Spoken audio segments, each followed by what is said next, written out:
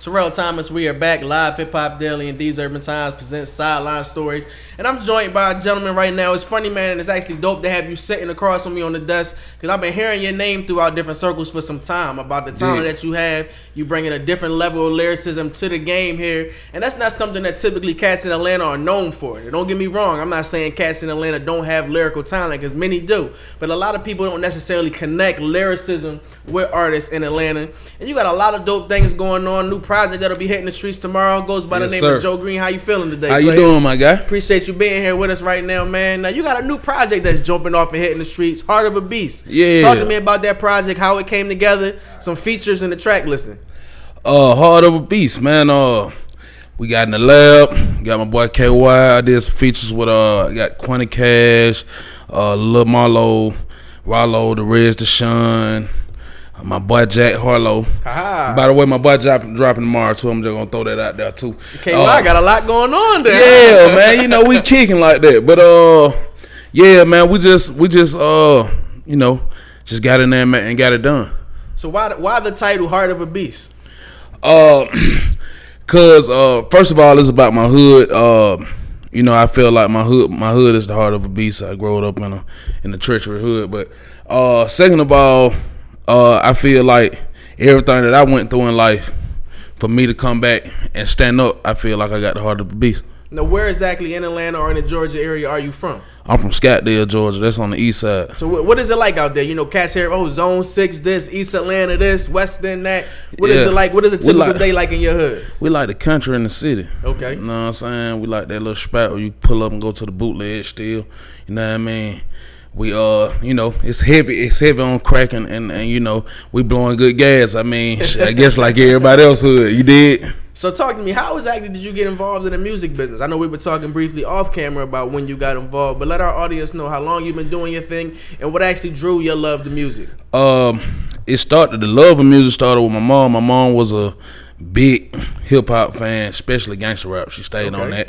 You know what I mean? Mama was a gangster? Yeah, mama OG, you did. You know what I'm saying? But, you know, with that, I grew up on the NWAs, and, you know, that's what she played when she was cleaning up around the house and all that. You did.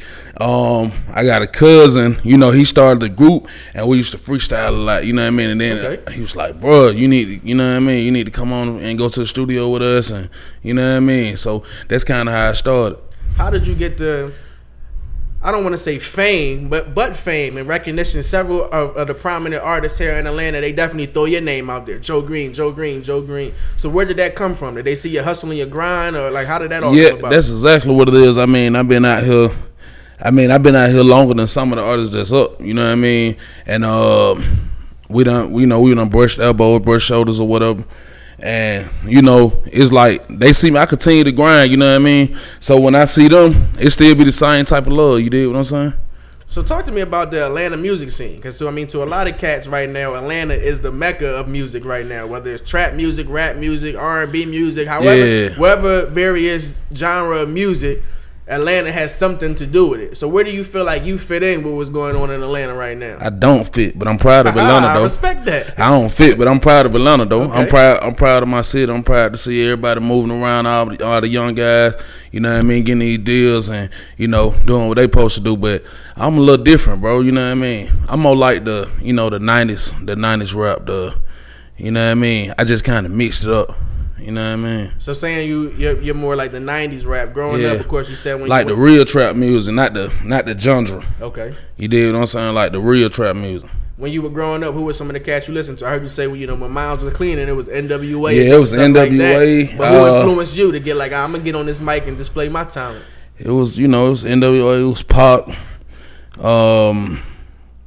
T.I. sometimes, I even like Alley Boy. I like his early stuff. Like a lot of cats from Atlanta inspired me. You know what I mean? Not only to do it, but to continue doing it. Okay. So I know on this project, Heart of a Beast, you got some heavy hitters rocking with you. You let us know some of the cats that are on there. But I know two cats who are pretty prominent in the hip hop game, Bigga Rankin and 8 Ball, are rocking and standing by your movement. And you actually have a record with them gentlemen. Talk to me about the record and let me know how that all came into play. The Mr. Bigg thing, I guess it was a no-brainer for me. Of course I'm a big dude, and man, I've been looking up the 8 Ball forever. So, you know what I mean? When we stepped back on the scene, I think Mr. Bigg was just that record to just stamp what's going on. You know what I mean? And Bigga, he like, you know what I'm saying? That's OG to me. Like, he called me every day. You know what I'm saying? Like, I talked to him probably a couple hours before we got in here. So, you know what I'm saying? Like, he called me every day. Shout out to Bigga. It's his birthday, too. Oh, happy birthday, OG. Birthday to happy my boy birthday. Bigg. And my assistant, her birthday today, too. Oh, happy you know birthday, Miss Lady. So, you know what I mean? But, yeah, Bigga. Definitely. But Bigga is been a big force in what I got going on. He stood behind it when nobody else didn't stand behind it, so I got to salute that. Do you feel like it's any pressure or, you know, having cats like that standing behind your movement is rare and unique? You know, you don't hear those cats just throwing their names out with any old buddy. So you feel like that's pressure to continue to do what you do, or how do you receive that? I don't think it's pressure. You know what I mean? I don't really feel the pressure, but I will say that, like, I want to make them proud. Like, you know what I'm saying? Like, you stick your neck out for me, I want to make sure I stick my neck out for you, and I want to make sure I want to get the job done. You know what I mean? Or whatever you believe in me doing, I want to make sure I do that. You know what I'm saying? If I'm a cat that isn't hip or in tune with your sound yet, but I'm like, damn, all right, I dig what this brother's saying today. I'm going to check out his project when it drops tomorrow, Heart of a Beast. Make sure y'all check that out. Yeah, please do. Give me 2 tracks that kind of define who you are as an artist off of that project. I would have to say myself, I would say How Can I Lose? And I got a song called Andretti. It's just it's like my happy song. You did, like, it defines like where I'm at now. So what is it about those 2 tracks that have cats like, damn, I'm rocking with this brother? How Can I Lose is kind of, you know, that classic struggle track where, you know, I'm just basically asking how can I lose after I did all this. You know what I mean? So I feel like the streets definitely gonna feel that, and you know, the young crowd kind of like the, you know, the up tempo, let's party, I'm sauced up. So the Andretti record is more of that. You know what I mean? More of that. You know what I'm saying? Designer shoe talk. You know what I mean? Okay. Yeah. No, but we gonna switch it up a little bit, and I want our audience to see a different side of you and whatnot. And I know for myself, when I came to Atlanta, it was like, damn, you know, like, we got Chick-fil-A, we got Zaxby's. If you going out, what's one of them 2 you rocking with, Chick-fil-A or Zaxby's? That's a hard one, bro. I fuck with both of them, really. You know what I mean? You know, Chick-fil-A, everybody see it kind of the uppity. You know what I mean? But Zaxby be kicking in flavor, so I'm definitely gonna fuck with both of them. I don't know which one I'm gonna do. Okay. You know what I mean? We also I know cats are rocking. Me myself, see, I'm a foodie. So every other day I'm in a new. My lady gets mad at me and whatnot. Like, yo, you need to cook some shit and stop going out you to in eat. every spot. Yeah, I am. That was one of the things I loved the most when I first came to Atlanta. I'm like, all right, there's a whole lot of black-owned businesses out here and whatnot. Yeah. You been to This Is It before? Definitely. Have you been to Big Daddy's? Yeah, definitely. What's one of them 2 you rocking with? Big Daddy's. Big Daddy's, okay. Yeah, the joint on Old National? Yeah, I'm gonna have to rock with Big Daddy's. It's a little better for me. Okay. Yeah. Now, we were also talking off air. You're an Atlanta native, and you're also in tune with what's going on out here in the sports world. Yeah. Them Atlanta Falcons. Julio's back. Yeah, So my dog. what are them cats gonna do this year? Man, listen, I'm hoping them folk go 16-0, but Oh shit! you know what I'm saying? That's what I'm hoping. You dig what I'm saying? But I got a lot of faith in the Falcons, man, and the staff. Like I told you earlier, I feel like the defensive line gonna be coming out. So, you know, if your quarterback can't throw the ball, you might have a problem. You know what I'm saying? The Atlanta Hawks are moving in a new direction. Now, it'll be dope for fans this season because they revamped Phillips Arena.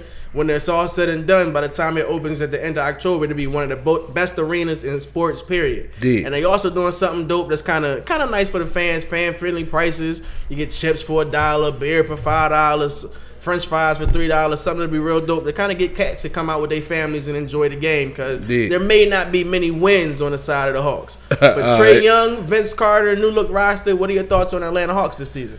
Man, you just caught me with the Vince Carter thing. I ain't even know Vince was they brought Vince in about a week ago, 1 year deal, $2.4 million.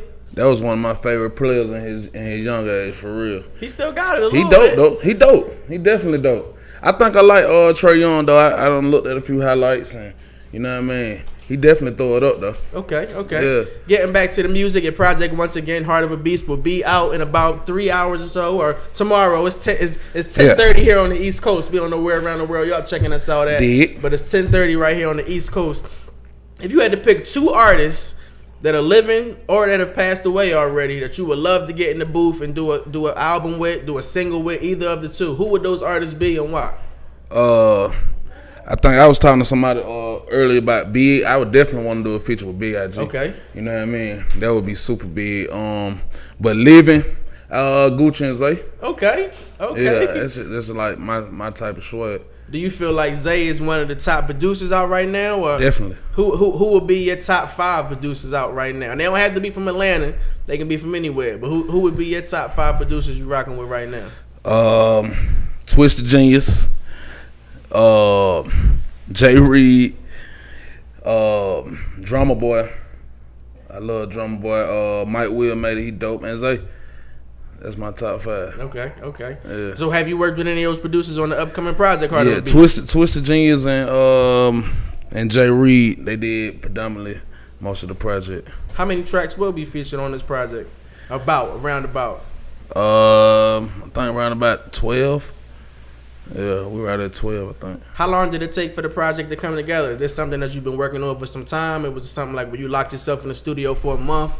How long did it take to actually curate this entire project? At the beginning, I think I just went in recording, and until we just figured out, hey, it's time to do a project. Then, of course, I did a little extra recording to try to get ready for it. But I think most of all, just in the recording.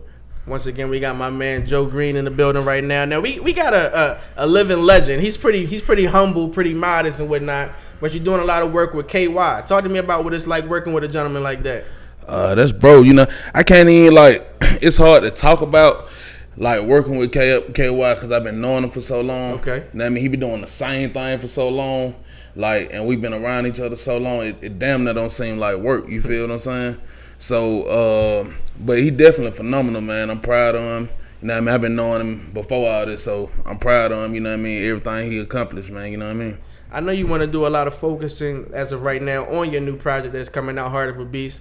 But what else do you have in store for 2018? Are you going to let this project marinate for a little while before getting back in the stew and giving fans something else? Do you have plans possibly jumping into the movie realm? Where else do you see yourself going this year? I'm going wherever come my way, bro. You know what I mean? As far as the music, though, of course, I'm going to be back in working. I mean, I guess it depends on how they take this project. You know what I mean? If I have to come back, I'll be back. I can respect that. I'm about to put you on the spot. Okay. So don't be mad at me, but I'm about to put you on the spot. We have you in here, you're a lyricist. So I need you to give me a few bars. No beat, you know what I'm saying? Just a few bars and let our audience see what you working with and why they need to be searching for your project as soon as it drops tomorrow. Okay, I got you. I done been lied to. I done been crossed out. I done been down to my last. I done been talked about. I done been stabbed in my back so many times I done lost count. Now I be running through them racks of fucking long I done lost count. When I was down, they wouldn't help me up. So fuck these niggas, I ain't letting up. You know what I mean? Just something quick for you, know what I mean? But y'all can go get it, though. Go get that. Go get that ASAP. So where can I check your project out when it hits the streets tomorrow? Everywhere. Just Google me. Google it. Yeah, Google me, man. Joe Green, Heart of a Beast. Google me, man. Well, once again, man, Joe Green is in the building. Let our audience also know where they can check you out via social media. I'm Joe Green _RSN on every social media site. Joe Green in the building. We're going to run that video back one more time. Let y'all see what this brother's working out. So why don't you introduce that thing? All right, this is me, Bigga Rankin, and my boy 8 Ball, Mr. Bigg, the remake. In these streets, I am Mr. Bigg, right? Twisted genius, baby. Long live Mr. Bigg, ho.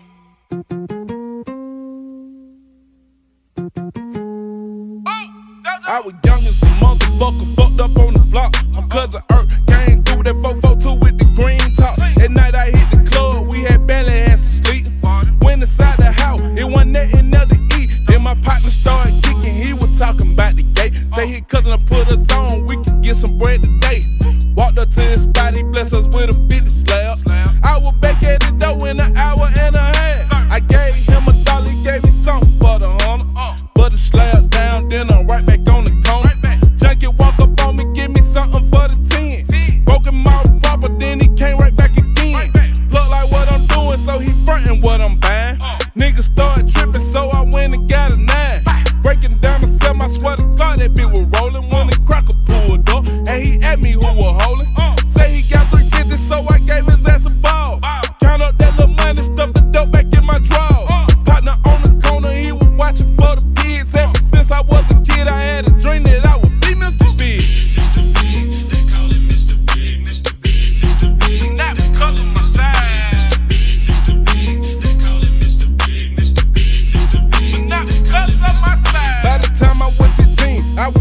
with them O's. Someone off the phone, then it